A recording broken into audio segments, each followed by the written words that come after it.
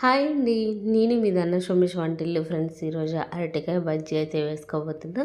వీటిని తిన్నగా కట్ చేసుకోవాలి. చిన్న చిన్న ముక్కలుగా కట్ చేసుకొని ఒక పెద్ద బౌల్తో నేనైతే శనగపిండి వేసుకున్నాను.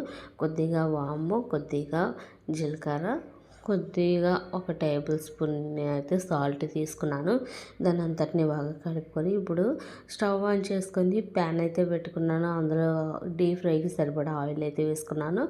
ఆయిల్ వేడెక్కాక చెక్ చేసుకున్నాను అనమాట. చూస్తున్నారు కదా, ఇలా నేనైతే బజ్జీ అనేది వేసుకుంటున్నాను.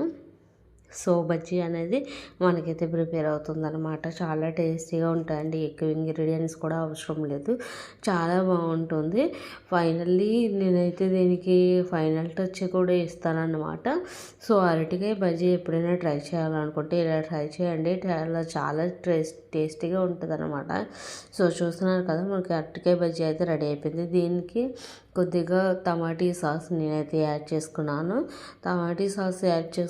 ఇప్పుడు కొద్దిగా చిల్లీ సాస్ కూడా యాడ్ చేసుకుంటున్నాను.